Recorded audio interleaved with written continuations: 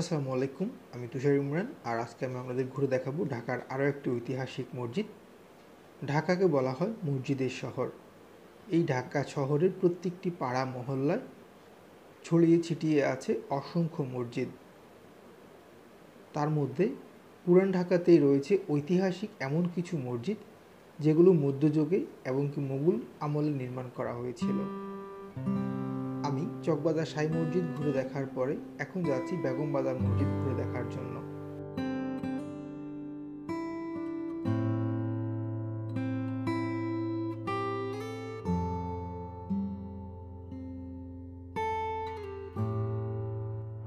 পুরান ঢাকার বেগম বাজারে অবস্থিত হচ্ছে বেগম বাজার মসজিদ।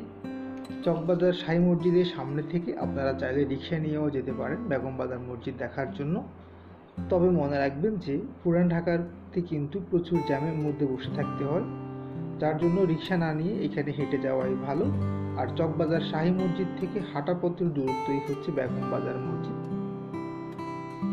আমি এই মুহূর্তে চলে আসছি হচ্ছে বেগম বাজার মসজিদ, এটা কাঠতালাব খান মসজিদ নামেও পরিচিত। আপনারা হয়তো জানেন যে এই মসজিদটি হচ্ছে 1701 থেকে 1704 সালের মধ্যে প্রতিষ্ঠিত। তো আনুমানিক হচ্ছে এই মসজিদটি 323 বছর হয়ে গেছে। আর এই মসজিদের এখানে একটা মাদ্রাসা আছে। আমার পিছনে যে ভাইদেরকে দেখতে পাচ্ছেন ওনারা এই মাদ্রাসাতেই পড়ে। তো আমি এখন এক ভাইয়ের সাথে কথা বলি। আপনার নাম? মোহাম্মদ হাবিবুল্লাহ। মোহাম্মদ হাবিবুল্লাহ। জি। তো আপনি এইখানে কত বছর ধরে আছেন, মানে এই মাদ্রাসাতে কত বছর ধরে পড়তেছেন? আমি এই মাদ্রাসায় 4 বছর ধরে আছি। কিসে পড়েন, কোন ক্লাসে? আমি কৌমি মাদ্রাসায় জামাত হিসাব করলে আমার হচ্ছে হেদায়তুল নাম, আর ইয়া হিসাবে ইন্টার সেকেন্ড ইয়ার। আপনারা সবাই একসাথে পড়েন না? জি। মানে ক্লাস ভিন্ন আছে কিন্তু ক্লাস ভিন্ন, কিন্তু আমার থাকা সব কিছু একসাথে। তো এই যে আরেক ভাইকে দেখতে পাচ্ছেন, ওনাদের সাথে এখানে আমি আসলে এসে দুইটা কাজ করতেছি। একটা হচ্ছে ওনার সাথে আমি এখানে রেস্ট করতেছি, আর ওনাদের সাথে আমি কথা বলতেছি। কারণ আমি তো অনেক ক্লান্ত এই মুহূর্তে, আপনারা হয়তো বুঝতেও পারতেছেন, কারণ আমি কতগুলো মসজিদের মধ্যে ঘুরে শেষ আমার। তো ওনাদের সাথে গল্প করে আমারও ভালো লাগতেছে। আর স্মৃতি হিসাবে আমরা এই ভিডিওটা রেখে দিচ্ছি। পিছনে মনে হয় আরেকজন আছে না? ভাইয়ের নাম? মোহাম্মদ সিয়াম। আর আপনার নাম? সিয়াম। আমার নাম হচ্ছে আবদুল্লাহ ভাই। আবদুল্লাহ ভাই কই? আচ্ছা, এখানে আবদুল্লাহ ভাই আছে। তারপর হচ্ছে এইটা মনে হচ্ছে সিয়াম ভাই। আর ভাইয়ের নাম কী বলছিলেন? হাবিবুল্লাহ। হাবিবুল্লাহ। ভাইয়ের নাম আবু সুফিয়ান ভাই। আর এখানে আরেক ভাই সাকিব, মোহাম্মদ সাকিব। সবাই আমাদের জন্য দোয়া করবেন। আর ওনারা কিন্তু হচ্ছে গিয়ে আল্লাহর রাস্তায় কাজ করতেছে ওনারা। তো ওনারা হচ্ছে ইসলামের খেদমতে আছে। ওনাদের সম্মান কিন্তু দুনিয়াতে এবং আখিরাতে। তো এই দৃষ্টিকোণ থেকেও হচ্ছে কি আমি ওনাদের সাথে কথা বলে আমার কাছে কিন্তু খুবই ভালো লাগতেছে এই মুহূর্তে।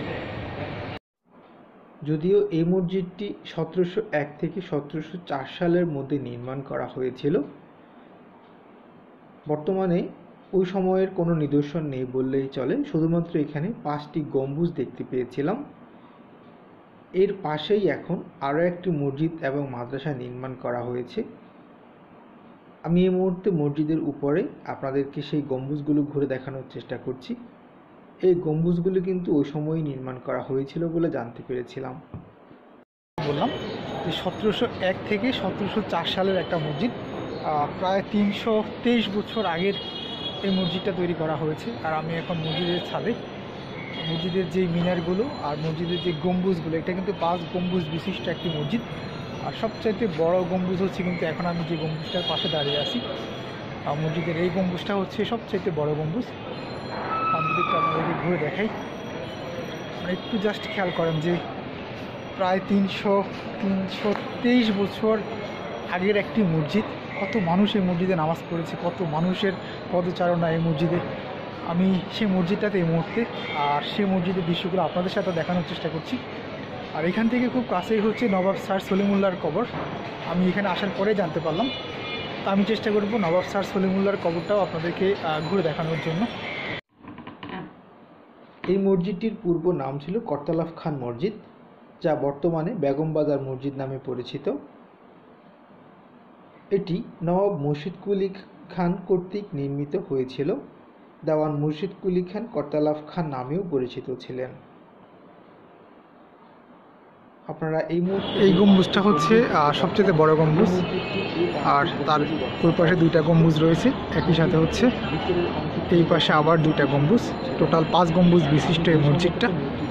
আর এই মুহূর্তে আমরা আসি হচ্ছে বেগম বাজার মসজিদ বা কাঠতলা খান মসজিদ। আমি চেষ্টা করছি, বন্ধ ছিল, মানে মূল মসজিদটি বন্ধ ছিল, বারান্দার পাশটা খোলা ছিল।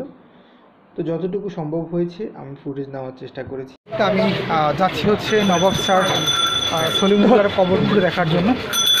আমি পুরান ঢাকার বেগম বাজার থেকে এখন বেগম বাজার একটি গলির ভিতর দিয়ে যাচ্ছি নবাব স্যার সলিমুল্লাহর কবরের দিকে। আমরা চলে আসছি এই মুহূর্তে, বাট গেট তো বন্ধ। এখানে আসলে ভিতরে যে গেট দিয়ে প্রবেশ করতে হয় সেই গেট বন্ধ। আজকে যেখানেই যাচ্ছি গেট বন্ধ। তো আমি দেখি কোনোভাবে গেট খুলে আপনাদেরকে নবাব স্যার সলিমুল্লাহর কবরটা ঘুরে দেখাতে পারি কিনা। এটা হচ্ছে পুরান ঢাকার বেগম বাজার। তো আমি এই মুহূর্তে অবস্থান করছি হচ্ছে পুরান ঢাকার বেগম বাজারে। আর আজকে এখানে আসার মূল উদ্দেশ্য ছিল হচ্ছে নবাব স্যার সলিমুল্লাহর কবরটা দেখা, কিন্তু এখানে আসার পর দেখলাম যে অনেক বড় একটা তালা ঝুলতেছে। আর এটার দায়িত্বে যিনি আছেন গিয়াসউদ্দিন ভাই, ওনাকে 2বার কল দিলাম, উনি চলে গেছে আবার হচ্ছে গিয়ে নিউ মার্কেটের ওই পাশটাতে। আসতে ওনার অনেক সময় লাগবে। তো উনি আসলে, আমি বললাম যে 1 ঘন্টা ওয়েট করি, উনি বললো যে উনি আসলে কখন আসবে উনি ঠিকভাবে বলতে পারতেছে না। তো যার জন্য আর আপনাদেরকে ভিতরের দৃশ্যটা ঘুরে দেখাতে পারলাম না। তবে একদম রাস্তার পাশেই হচ্ছে গিয়ে নবাব স্যার সলিমুল্লাহর কবর। আর ভিতরে ওনাদের আরও আত্মীয় স্বজন যারা আছেন তাদের অনেকেরই কবর রয়েছে। তো আমি চেষ্টা করি এদিক দিয়ে আসলে যতটুকু ফুটেজ নেওয়া যায় এই মুহূর্তে। এখানেই হচ্ছে গিয়ে নবাব স্যার সলিমুল্লাহর কবর। আর বেগম বাজার মসজিদ থেকে একেবারে হাঁটাপথের দূরত্বই হচ্ছে এই জায়গাটা। তো অন্য কোনো দিন আমি অবশ্যই আপনাদেরকে নবাব স্যার সলিমুল্লাহর কবর ঘুরে দেখাবো ইনশাআল্লাহ।